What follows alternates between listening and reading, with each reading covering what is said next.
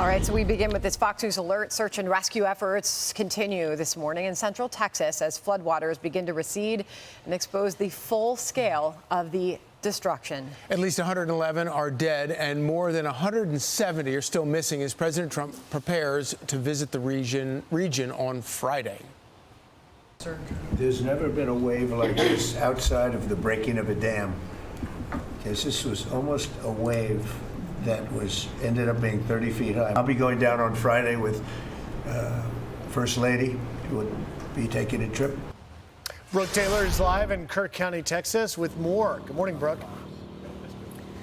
Hi, good morning, Griff. Now that it's light out, I could give you a look at some of the damage right now. We have been here for several days, and it's just as shocking. This is the Guadalupe River right here, which swallowed everything in sight. You could see trees like that just snapped in half, and it goes on for what seems like miles and miles. And if you walk with me this way, you could see piles of debris like this. First responders have to go through this dense debris. It is treacherous conditions out here. We're in the Texas heat, but rescue teams and first responders understand the importance of their difficult task to locate 170 people. The death toll right now at 111, including 30 children just in Kerr County.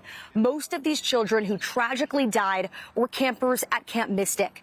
The youngest children were in cabins closest to the river. Pictures inside the cabins show the aftermath, just heartbreaking. You have rows of bunk beds, muddied mattresses, pink and purple sleeping bags, and trunks scattered. Here are the faces of some of those young campers, as young as 8 years old. They were in bed and in pajamas when the Guadalupe River surged 26 feet in just 45 minutes early Friday morning. The deaths, though, they extend beyond the camp as the raging river pulled people from across 6 different counties from their homes and trailers, dragging them miles past floating trees and cars. Governor Greg Abbott toured this mass devastation on Tuesday. To put this into perspective, just in the Kerr and Kendall counties alone, there are far more fatalities than there were in Hurricane Harvey. That's how catastrophic this is. That is some perspective to think about there. The National Weather Service issued a warning of potential life-threatening flash flooding around 1 a.m. Friday. Local officials here in Kerr County dodged questions at a press conference about who was in charge of monitoring this storm and whether there were any discussions to evacuate people.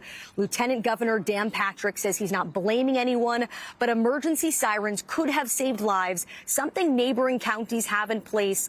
In Kerr County, though, no such system exists because years ago, funding issues prevented them from being installed.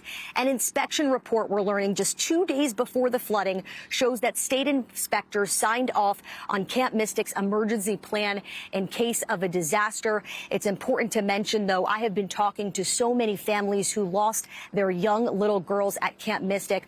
These families have nothing but deep love for the camp and the director who heroically died trying to save some of these young girls, guys.